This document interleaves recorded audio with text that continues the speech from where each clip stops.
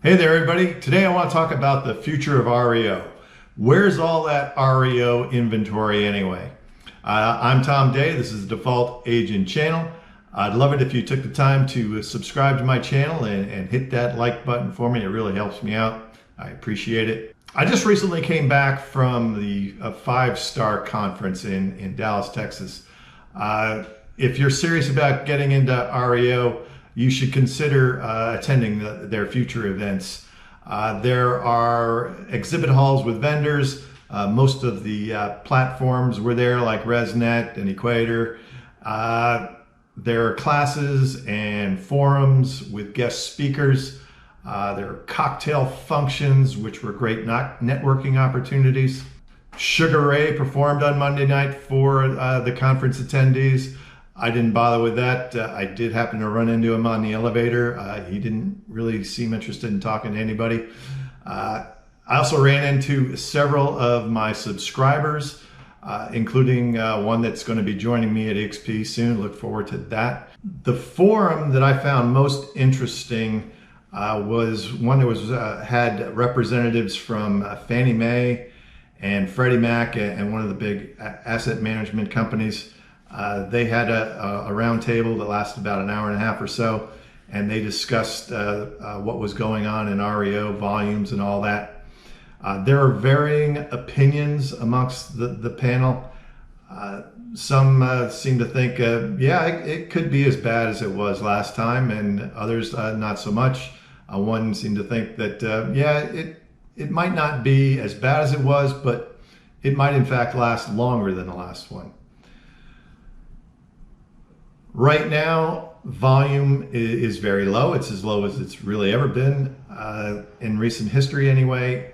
It has nowhere to go but up. But it's a great time to be getting into REO. You want to get in at the ground floor. I didn't get into it until 2008. I wish I had gotten into it 3, 4, 5 years sooner. I could have been able to grab a larger market share than I did. You know, I just wasn't in the business yet. I had to take what I could get. The consensus seemed to be that volume would return to a normal level by next summer of 2023. There were some interesting issues and facts that I picked up from the panel.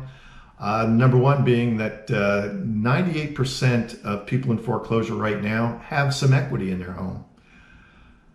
You know, this might discourage some of you that are looking for REO listings, but to me, I see an opportunity there. You can go out and help these folks that are in trouble, educate them to the fact that now really is probably the right time to be selling for them. Get out from underneath this property before it's too late for them. If they're not able to make their mortgage payments, they're probably not maintaining their homes. The home's going to fall into disrepair and become less valuable. On top of that, they're going to be hit with fees from their lender, with legal fees as well. And then should the market decline, as it probably will, before you know it, they're going to be upside down again, and all that equity will be wasted. Educate them that if they get out now, they can regroup and perhaps buy again somewhere down the road. If they end up in the foreclosure process, it could be another decade before they're able to get a mortgage again. Another issue that was brought up is insurance. Not only is inflation hitting us everywhere, but insurance costs are rapidly rising. And along with appreciating property goes higher property taxes for most of us. When you add all that together, homes have become as unaffordable as they were back in 2008. Here, just as an aside, here in Florida, our insurance is getting even harder to buy, period, because some of the bigger companies are leaving the state. Another tidbit I picked up during the conference was in this higher interest rate environment that we're heading into, loan modifications will become an option for far fewer people than in the past. You have people that have gotten a loan at a lower interest rate, found themselves in trouble, can't make their mortgages, But in order for them to modify their loan, they'd be charged today's interest rates, which is right now 6% and could be heading higher. The problem is you can't modify your loan and end up with a higher monthly payment. So these higher interest rates are going to make loan modifications a lot less likely for many of these troubled borrowers. Where are all the foreclosures going to happen? Real estate is local, and last time during the last downturn, there were the major hot spots were Florida, Arizona, Nevada, and California.